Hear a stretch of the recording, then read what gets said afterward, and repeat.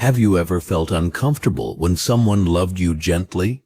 Not dramatically, not with big promises, just in small, ordinary ways. They remember your favorite drink. They text you when they get home. They say, "I saw this and thought of you." And instead of relaxing, something in you tightens. You smile, you say thank you, but inside, your mind starts working. What do they want? How do I repay this? What if I disappoint them later? What if they are only kind because I have been useful? For some people, love does not feel simple. It feels like something that has to be managed.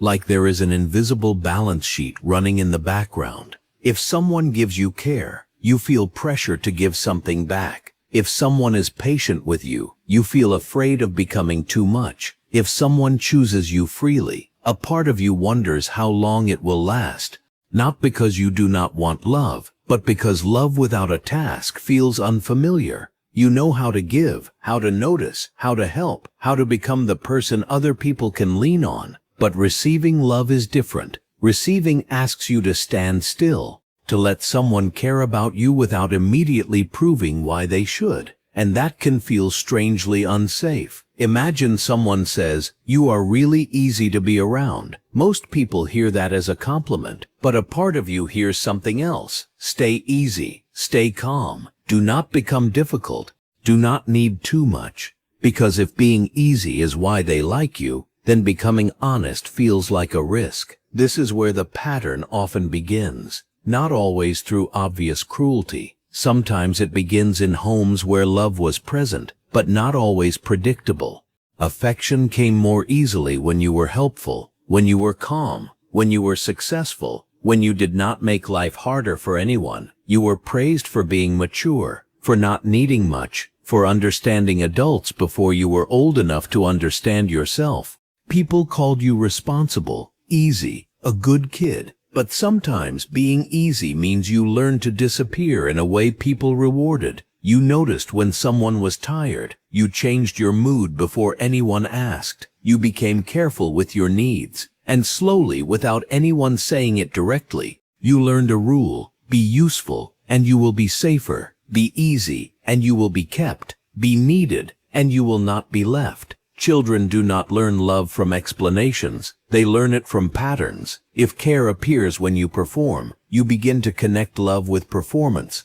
If closeness disappears when you have needs, you begin to connect needs with danger. So you do not just grow up wanting love, you grow up studying it. You study people's faces, their tone, their silence, the tiny change in how they say your name. You become good at knowing when something is wrong before anyone tells you. People may call this emotional intelligence, but sometimes it is vigilance, a nervous system that learned to scan the room, because the room once decided whether you felt safe. This is why earning love can feel calming, because effort gives anxiety a job. If you can do more, give more, notice more, fix more, then you feel less helpless. You can prevent disappointment. You can prevent conflict. You can make yourself so valuable that leaving you feels harder. That is the painful logic behind the pattern.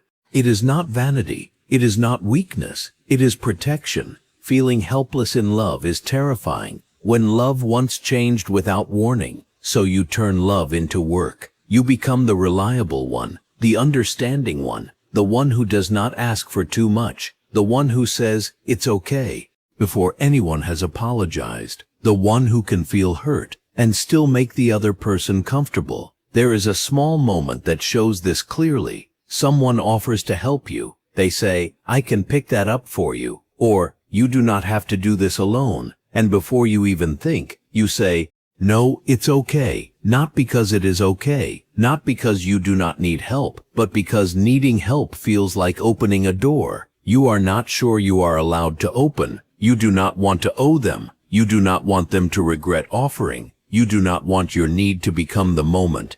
They see you differently. So you stay useful. You stay low maintenance. You stay safe. From the outside, this can look like kindness, patience, strength. But inside, it can feel like a quiet negotiation. A small part of you keeps asking, "Have I done enough to stay?" And after a while, you do not even notice you are asking it. The pattern becomes part of your personality. You stop saying, "I'm afraid people will leave." You say, "I just like taking care of people." You stop saying, "I don't know how to receive." You say, "I'm independent." You stop saying, "I'm scared my needs are too much." You say, "I don't need much." Sometimes that is true, and sometimes it is the person you had to become, because needing people once felt too dangerous. This is where the pattern becomes hard to see, because it does not always feel like fear. Sometimes it feels like being mature. Sometimes it feels like being generous. Sometimes it feels like being the stable one. But the question is not whether you care about people. You probably do. The question is, do you still feel lovable when you are not useful?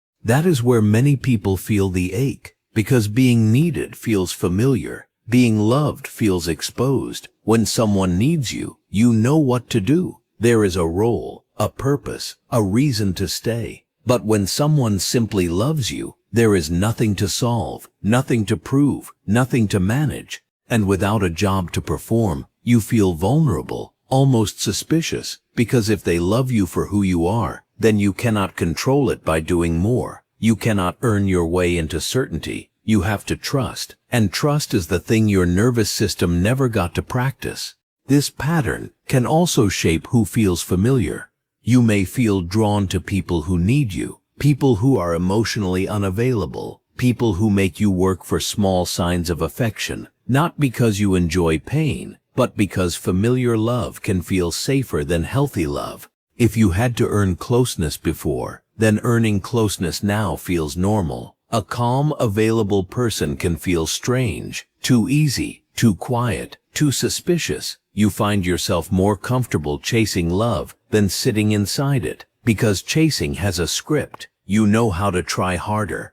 You know how to wait. You know how to become better. But being chosen without performing, that feels like unfamiliar ground. This is why a quiet relationship can feel confusing at first. No one is making you prove yourself. No one is asking you to shrink.